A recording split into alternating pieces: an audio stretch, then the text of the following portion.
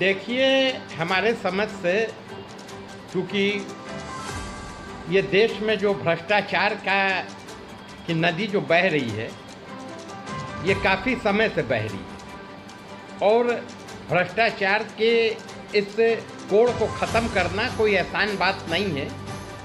वो एक भगीरथ प्रयास करना पड़ेगा और निश्चित रूप से जब से हमारे देश में नई सरकार आई है, बागडोर हमारे माननीय प्रधानमंत्री मोदी जी ने संभाला है, वो भ्रष्टाचार के विरुद्ध लगातार कार्य योजना बना करके लड़ाई लड़ने का काम कर रहे हैं, उस पर चोट करने का काम कर रहे हैं और इसमें जनता को भी अपनी परेशानियों को तिलांजलि देते हुए उनके इस कार्य में सहयोग करना चाहिए। और जैसे नोटबंदी हुई पूर्व में 2016 में, और उस नोटबंदी पर निसंदेह मैं इस बात से इत्तेफाक नहीं रखता हूँ। उस नोटबंदी से निश्चित जनता को परेशानियों का सामना करना पड़ा, लंबी लाइन में लगना पड़ा। मगर देखिए, कोई भी चीज़ होता है, अगर कोई रोग नासूर होता है तो उसका ऑपरेशन करना पड़ता है, तो उसमें तमाम दर्द भी होते हैं और तमाम उस पेन को भी मरीज को झेलना पड़ता है। तो ये जो एक संक्रामक भ्रष्टाचार के संक्रामक इस नासूर से जो देश जूझ रहा है, तो उसमें जनता को भी जब उसके विरुद्ध लड़ाई लड़नी होगी, सरकार को या देश को, तो उसमें जनता को भी उसमें भागीदारी करनी होगी, उस दर्द का भी हिस्सा बनना होगा। उन्होंने एक एक्सपेरिमेंट किया और कहीं ना कहीं से उससे विशेष करके जो आतंकवादी गतिविधियां थी सीमा पार के, उनकी कमर टूटी। अगर आप उस पर देखिएगा तो जो आतंकवादी गतिविधियां थी जिनको फंडिंग होता था, इस नोटबंदी से उनके ऊपर वो प्रभावित हुए, उनके ऊपर एक करारी चोट पहुंचाने का काम सरकार ने किया। उसके बाद भी जो जड़ों में घुसा हुआ है भ्रष्टाचार, वो कहीं ना कहीं से समूल रूप से उसका नाश नहीं हुआ और इतना आसान भी नहीं है। अभी आपने देखा होगा, एक इत्र व्यापारी पकड़ाए गए थे जिनके पास काला धन पकड़ा गया था कन्नौज में, कानपुर में। उनके पास आप देखिए कि जो काले धन मिले उसमें ज़्यादा संख्या, मैक्सिमम संख्या 2000 के नोटों की। उसके बाद अभी आपने जो एक कबीना मंत्री थे जिनके पास काला धन पकड़ा गया पश्चिम बंगाल में, जो बात ये नहीं होती, हम आपकी बात को बीच में काटते हुए, बात ये नहीं होती, बात ये होती है कि क्या वो समय फिर से लौट के आएगा जब लोग बैंकों में लाइन लगाएंगे या फिर पैसे के लिए मारी मारी होगी? देखिए, वो समय कदापि नहीं आएगा क्योंकि समय ज़्यादा दिया गया है नोट बदलने का।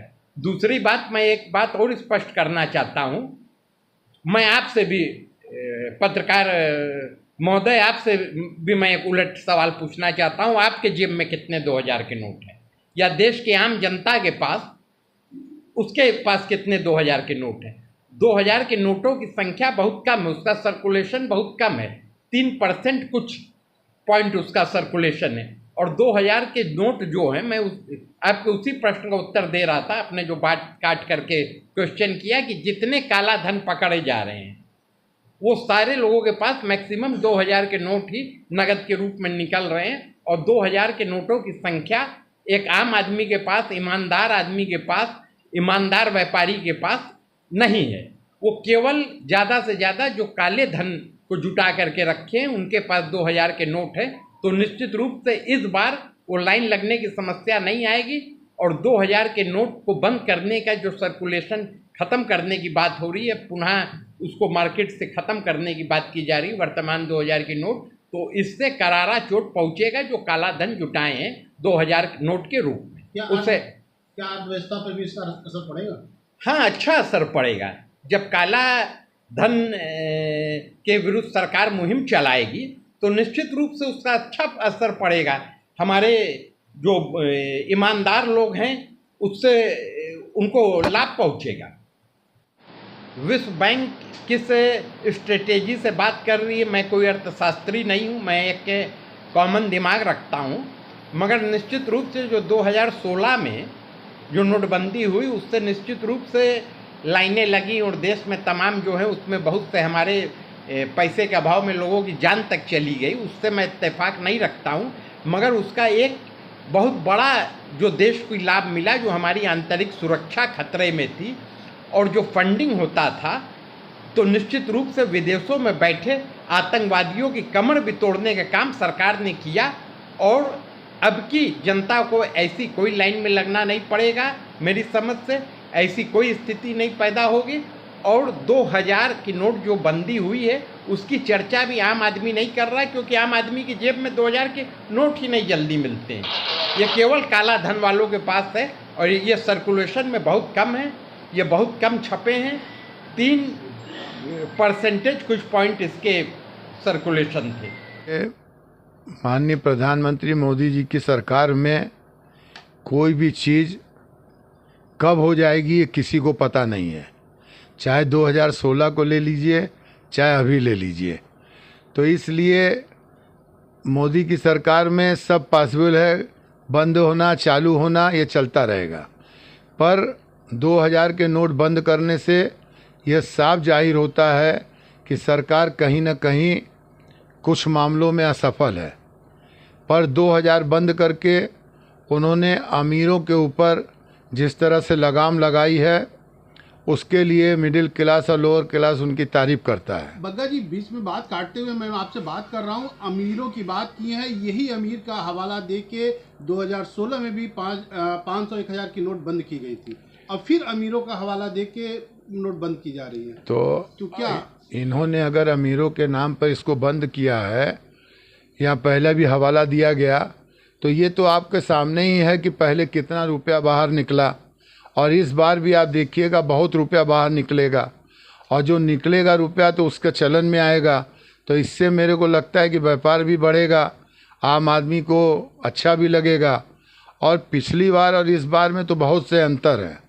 पिछली बार तो तुरंत बंद कर दिया गया था, तो अफरा तफरी मच गई, लाइनें लग गई, लोग मर गए, और जिन भी महिलाओं ने अपने पास छिपा के रुपए रखे थे वो रुपए भी उनको जमा करने में बहुत से नुकसान हुए, और उनके घर में पता भी लग गया कि इस महिला के पास इतना पैसा है।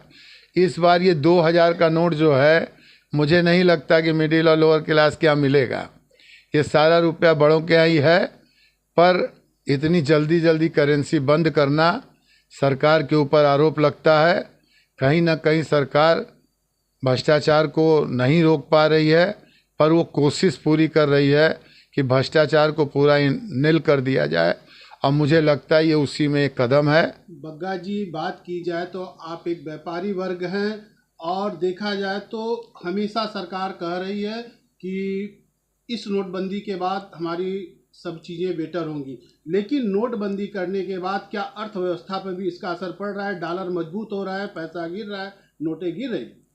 ये तो देखिए आपके सामने ही सारी बात है कि किसी भी तरह का कार्य हो रहा है उससे नुकसान तो हो ही रहा है। कहीं फ़ायदा है तो कहीं नुकसान है। पर अब सरकार पूरी तरह से कोई विरोध करने वाला वहाँ है नहीं, विरोध रह नहीं गया है, तो वो जो भी कर रही है वो जनता एक्सेप्ट कर रही है, और जनता उसके हिसाब से चल रही है। क्योंकि इस समय जनता इस सरकार को हिंदुत्व के नाम पे और राष्ट्र के नाम पे देख रही है, और मोदी जी के नाम पे देख रही है। वो ये नहीं देख रही है कि महंगाई कितनी है, नोट बंद हो गया तो इसका क्या नुकसान है, व्यापार डाउन हो गया तो क्या है, महंगाई हो गई तो क्या है। इस समय आदमी के दिमाग में सिर्फ एक ही बात है, हिंदुत्व और राष्ट्र। तो क्या आने वाले समय में जो हिंदुत्व की बात करते हैं, क्या ये हिंदू राष्ट्र घोषित होगा? ये आप जान लीजिए आने वाले समय। नोटबंदी से हिंदू राष्ट्र घोषित नहीं, नोटबंदी का हिंदू राष्ट्र से मतलब नहीं है, लेकिन नोटबंदी या कोई भी चीज़ों से जनता परेशान नहीं है, क्योंकि इस समय उनके दिमाग में जो बैठ गया है, और ये जनता के दिमाग में है ही है कि मोदी जी के रहते हिंदू राष्ट्र घोषित होगा ही, ये तो उनके दिमाग में है। जी देखिए, जो आरबीआई और भारत सरकार द्वारा ये जो निर्णय लिया गया है, हम इस निर्णय का बहुत ही दिल से स्वागत करते हैं, और आरबीआई का भी इस निर्णय का स्वागत करते हैं। कारण ये है कि देखिए, जो भी 2000 के रुपए के नोट जो थे वो बहुत सारे बड़े लोगों के साथ, या जिन लोगों ने बड़े व्यापारी थे या जो बहुत बड़े नेता लोग थे, उन लोगों ने इस पैसे को अनुचित रूप से दबा कर रखा था, जिसका उपयोग नहीं हो रहा था, जिसका लाभ हमारे छोटे निम्न वर्ग के लोगों और व्यापारियों को और जनता को नहीं मिल पा रहा था। जो हमारी निम्न वर्ग की जनता है वो 2000 के नोट को का यूज और इस्तेमाल नहीं कर पा रही थी, क्योंकि यह सिर्फ बड़े व्यापारी के लोगों के घर की शोभा और शान बढ़ा रही थी। और सबसे अच्छी बात यह है कि जब ये सारे पैसे निकल के बाहर आएंगे तो हमारे जनता के यूज में ही आएंगे। तो ये जो पैसे दबा के रखे गए हैं ये जनता की भलाई में ही अब खर्च होंगे, जो वापस बैंकों के द्वारा सरकार के पास वापस जा रहे हैं, क्योंकि ये सारे पैसे ब्लॉक हो चुके थे। भाई इतनी बड़ी रकम जो 6 लाख करोड़ 7-8 लाख करोड़ पे है, अगर ये रकम वापस आएगी, अगर चलन में आएगी तो हम लोगों का रोजगार भी बढ़ेगा, लोग पैसा खर्च भी करेंगे और इसका लाभ भी उठाएंगे। लेकिन देखा जाए तो यही कुछ सालों पहले 2016 के समथिंग 17 के समथिंग में जब 1000 और 500 की नोटें बैंड हुई थी तो उस समय भी कुछ परेशानियां देखने को मिली। तो क्या वो परेशानियां पुलिस से देखने को मिलेगी? इस बार ऐसी कोई भी परेशानी नहीं आने वाली है, क्योंकि सरकार ने समय सीमा को बहुत ही सुयोजित और सुनियोजित तरीके से समय सीमा दी गई है, जो 30 सितंबर तक की है।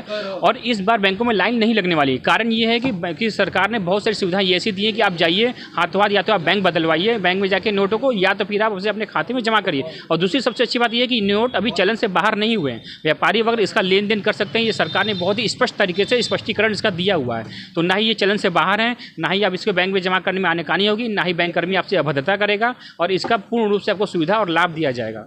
लेकिन देखा जाए समीर जी तो अधिकतर 2000 के नोट मार्केट से कुछ दिन पूर्व ही गायब हो गए थे। तो इसका क्या प्रभाव होगा? इसको देख के सरकार ने ऐसा निर्णय लिया? ये सरकार की बहुत ही अच्छी सोची समझी जो है प्लानिंग के तहत हुआ है, क्योंकि देखिए उन्होंने 2000 नोट का जो प्रिंटिंग है उन्होंने 2018 में ही बंद कर दिया था। 18-19 से उन्होंने बंद किया, क्योंकि कारण ये है कि जितना ज़्यादा आप प्रवाह में डालेंगे उतना ज़्यादा लोग उसका मिसयूज करेंगे, काला धन को संचित करेंगे, वो दबा के रखेंगे, तो ये बढ़ता चला जाएगा। तो इस ग्राफ को घटाने के लिए सरकार की ये बहुत ही अच्छी सुनियोजित प्लान और थी, जिसको हम स्वागत करते हैं इस बात का कि उन्होंने अच्छे से इसको चलन से बाहर कर दिया था।